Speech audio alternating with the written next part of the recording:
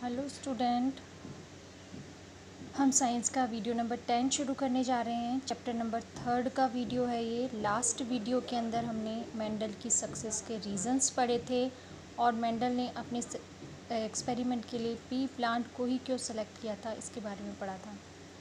आज के वीडियो में हम पढ़ेंगे 7 pair of inheritable traits as selected by the Mendel. मैंने बताया था आपको लास्ट वीडियो के अंदर कि जो पी प्लांट होता है उसमें 34 पेयर ऑफ ट्रेट्स प्रेजेंट होते हैं। In pair of traits present होते हैं जिसमें से मेंडल ने अपने एक्सपेरिमेंट के लिए 7 पेयर ऑफ इनहेरिटेबल ट्रेट्स जो हैं उनको सेलेक्ट किया था।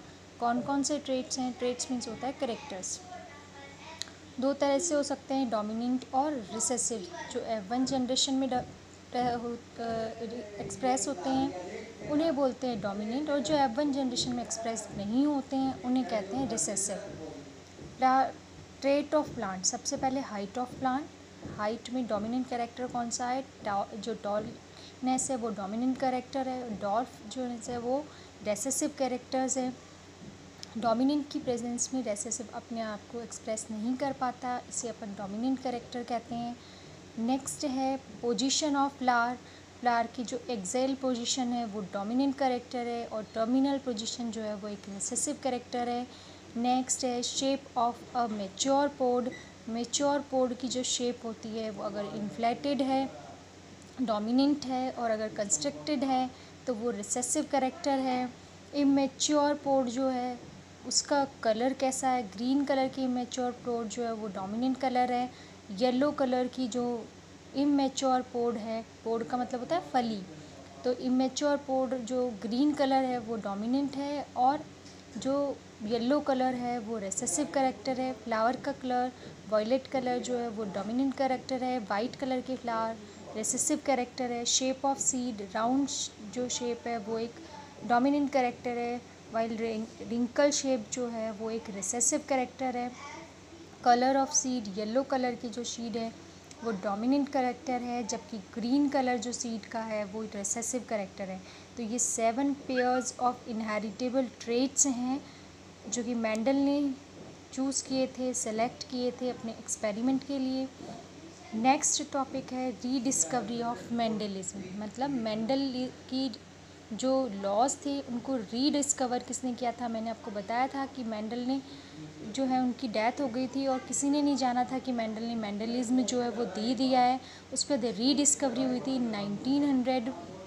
3 साइंटिस्ट थे, ह्यूगो डी व्रीज फ्रॉम हॉलैंड के ह्यूगो डी व्रीज, जर्मनी के कार्ल लॉरेंस एंड ऑस्ट्रेलिया के एरिक वॉन शेरमेक। तो ये 3 साइंटिस्ट थे जिन्होंने रीडिस्कवर किया था मेंडलिज्म को, और इन्होंने ही जो है इनके डिस्कवरी के बाद ही मेंडल को फादर ऑफ जेनेटिक्स माना गया था। तो रीडिस्कवरी करने वाले 3 साइंटिस्ट कौन कौन से हैं मैं फिर से रिपीट कर रही हूँ। Hugo de Vries from Holland, Carl Lawrence from Germany, Erich von Tschermak from Austria. अब हम एक्सपेरिमेंट पढ़ने से पहले या मेंडल्स के जो लॉज हैं उनको पढ़ने से पहले हम टर्मिनोलॉजी स्टडी करेंगे जेनेटिक्स की। जो टर्म्स वहाँ यूज़ होगी उन टर्म्स के बारे में जानेंगे। फर्स्ट ऑफ ऑल सबसे पहले जीन जो है वो बेसिक यूनिट है हेरेडिटी की। बेसिक यूनिट मीन्स होता है जो सबसे स्मॉलेस्ट यूनिट है हेरेडिटी की। ऑलवेज पेयर्स में रिप्रेजेंट होते हैं। मेंडल ने इनको फैक्टर्स कहा था, और जोहानसन करके जो साइंटिस्ट थे इन्होंने इसे जीन नेम जो गिवन दिया था, जीन नेम जो इन्हें दिया था, टर्म जीन जो इन्हें दी थी वो जोहानसन ने दी थी। Again repeating, basic unit of heredity always shows in a pair. Mendel give a term factor and Johanson gave the term gene. Next is allele. Allele means कोई भी गिवन ट्रेट जो होता है उस कोई भी गिवन ट्रेट के 2 independent inheritable forms जो होती हैं वो एलिल कहलाती हैं। जैसे मान लीजिए for example gene which control the height, gene जो कि हाइट को कंट्रोल करता है उसके को 2 एलिल्स कंट्रोल करते हैं, टॉलनेस के लिए कैपिटल टी एंड डॉफनेस के लिए small T. tallness controlled by the allele capital T and dwarfness controlled by the small t। तो कोई भी गिवन ट्रेट है उसको दो इंडिपेंडेंट इनहेरिटेबल फॉर्म्स होती हैं उनकी, एक टॉलनेस और एक डॉर्फनेस, जिसको दो एलिल्स कंट्रोल करते हैं उससे अपन क्या कहते हैं, एलिल कहते हैं। तो for any given trait there are on two independent inheritable forms called the alleles. Next है होमोजाइगस एंड हेट्रोजाइगस। मैं पहले ही बता चुकी हूँ कि gene always expressed in a pair. अगर पेयर के दोनों जीन्स, दोनों एलिल्स जो हैं, किसी जीन के दोनों एलिल्स जो हैं वो सेम हैं, both the genes in a pair of alleles, अगर किसी एलिल के पेयर के अंदर दोनों जीन सेम हैं तो होमोजाइगस।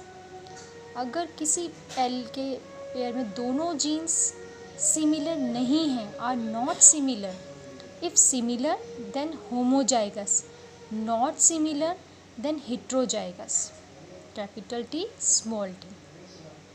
तो both the genes in a pair of alleles are similar called the homozygous and not similar then heterozygous. Next is phenotype and genotype. Phenotype means the apparent characters which can be easily recognized। जो कोई भी character है अगर वो बाहर से देखने पर ही रिकॉग्नाइज्ड हो जाता है तो हम उसे कहते हैं फिनोटाइप। जैसे कलर ऑफ फ्लावर बाहर से देख के बता सकते हैं, हाइट लॉन्ग है, टॉल है। तो अगर कोई भी कैरेक्टर जो है, कोई भी apparent character which can easily be recognized, आसानी से रिकॉग्नाइज हो जाता है, उसे अपन फिनोटाइप कहते हैं। और जो आसानी से रिकॉग्नाइज नहीं होता है, जो जीनेटिक रेशो से आप उसको रिकॉग्नाइज करते हैं, उसे अपन कहते हैं genotype, which is express by the gene और a genetic constitution called the genotype. ठीक है, जैसे होमोजाइगस है कैपिटल टी, हेट्रोजाइगस है कैपिटल टी स्मॉल टी। जबकि अगर मैं बात करती फिनोटाइप के बिहाफ पे तो दोनों ही टॉल होते हैं। अगर मैं जीनोटाइप के बिहाफ पे बात करूँ तो ये प्योर टॉल है और ये इम्प्योर टॉल, यार ये this is the homozygous tall and this is the heterozygous tall. Next is dominant and recessive characters. Which character is expressed in the F1 generation called the dominant character, which does not express in the F1 generation called the recessive characters. Again repeating, which express in the F1 generation। F1 generation का means होता है कि कोई भी दो parent है उनके अंदर अगर क्रॉस करा दे, उनकी जो फर्स्ट जनरेशन डेवलप होती है उसे कहते हैं F1 जनरेशन। तो F1 जनरेशन में जो करेक्टर एक्सप्रेस हो जाता है that is called dominant character like tall, और the character which does not express in the F1 generation called the recessive characters. Example short of dwarf. Now monohybrid and dihybrid cross. Monohybrid cross means when inheritance of only one character is studied during the hybridization called the monohybrid। जब किसी भी एक character जो है उसकी study की जाती है इनहेरिटेंस में तो मोनोहाइब्रिड कहते हैं, दो कैरेक्टर्स की स्टडी की जाती है तो डाइहाइब्रिड कहते हैं, तीन की जाती है तो ट्राइहाइब्रिड कहते हैं, और मोर देन 3 की जाती है तो पॉलीहाइब्रिड कहलाता है। ओनली वन कैरेक्टर के इनहेरिटेंस की स्टडी की जाती है तो मोनोहाइब्रिड, व्हेन 2 की जाती है तो डाइहाइब्रिड, व्हेन 3 की जाती है तो ट्राइहाइब्रिड, और मोर देन 3 के इनहेरिटेंस की स्टडी की जाती है, मोर ऑफ 3 कैरेक्टर्स की, 3 ट्रेट्स की एक बार में स्टडी की जाती है इनहेरिटेंस की, तो उसको हम कहते हैं पॉलीहाइब्रिड क्रॉस।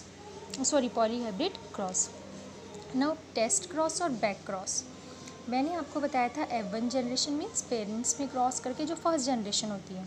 अब फर्स्ट जनरेशन में जो प्लांट आया उसकी अगर किसी रेसेसिव पेरेंट से करा देते हैं, लाइक जब कैपिटल टी और कैपिटल टी स्मॉल टी इनमें क्रॉस हुआ तो फर्स्ट जनरेशन में कैपिटल टी स्मॉल टी आया।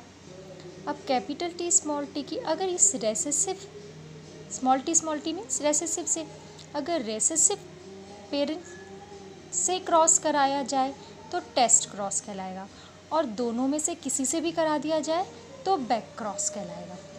ये फर्स्ट जनरेशन है, this is F1 generation. F1 generation वाले का क्रॉस यदि किसी रेसेसिव पेरेंट से कराते हैं तो टेस्ट क्रॉस। F1 जनरेशन का क्रॉस यदि किसी डोमिनेंट या रेसेसिव में से किसी से भी करा देते हैं तो बैक क्रॉस कहलाता है, राइट। नाउ रेसिप्रोकल क्रॉस क्या होता है?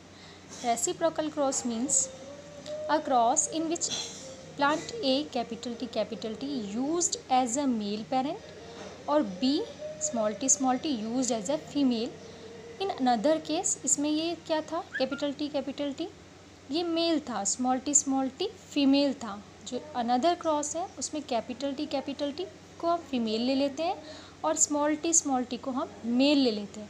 तो पहले से क्या हो गया? रेसिप्रोकल हो गया। तो इससे हम कैसा क्रॉस कहते हैं? Reciprocal cross. Again repeating, a cross in which a plant A capital T used as a male parent and female plant B small t used as a female parent in errant female, and another cross in which plant A capital T used as a female parent and B small t is used as a male parent, then this case is called a reciprocal cross. Now parental generation, the plant which are hybridized to obtain the offspring, जो offspring यानी next generation को obtain करने के लिए अगर उनके अंदर cross कराते हैं मीन्स हाइब्रिडाइजेशन कराते हैं, हाइब्रिडाइज्ड कहते हैं उनको, हाइब्रिडाइजेशन कहते हैं, तो वो कहलाता है parental generation. Again repeating, the plant which are hybridize, plant जिनमें क्रॉस कराते हैं, जिन्हें हाइब्रिडाइज कराते हैं, किस लिए? उनकी नेक्स्ट जनरेशन को ऑब्टेन करने के लिए, उनकी ऑफस्प्रिंग को ऑब्टेन करने के लिए। उनकी ऑफस्प्रिंग नेक्स्ट जनरेशन है, ठीक है, is called the parental generation. Now first generation, F1 or first filial generation. The first generation is obtained after crossing the parents. Parents में क्रॉस करके जो पहली जनरेशन मिलती है उसे अपन क्या कह देते हैं? F1 generation. Now F2 generation. The generation after crossing the F1 generation is called the F2 generation. F1 generation में क्रॉस के बाद जो नेक्स्ट जनरेशन डेवलप करते हैं वो कहलाती है F2 जनरेशन। ना मोनोहाइब्रिड रेशो, मोनोहाइब्रिड क्रॉस से जो रेशो डेवलप होता है उसे अपन कहते हैं monohybrid ratio. The ratio of offsprings with different traits, जिसमें अलग अलग ट्रेट होते हैं, ट्रेट मीन कैरेक्टर्स होते हैं, ऑफस्प्रिंग मतलब होता है उनके नेक्स्ट जनरेशन, नेक्स्ट प्लांट जो डेवलप हो रहे हैं, ठीक है। The ratio of offspring with the different traits after monohybrid cross is called the monohybrid ratio. Monohybrid cross कराने के बाद जो अलग अलग प्लांट का जो रेशो मिलता है हमको वो कहलाता है मोनोहाइब्रिड रेशो। और डाईहाइब्रिड क्रॉस करने के बाद जो उनके ऑफस्प्रिंग का जो रेशो मिलता है वो कहलाता है dihybrid ratio. The ratio of offspring with the different traits obtained after the dihybrid cross is called dihybrid ratio. ये dihybrid ratio कहलाता है। तो ये सारी टर्मिनोलॉजी है जेनेटिक्स की। नेक्स्ट वीडियो के अंदर हम इनके एक्सपेरिमेंट और मेंडलिज्म यानी रूल्स के बारे में स्टडी करेंगे।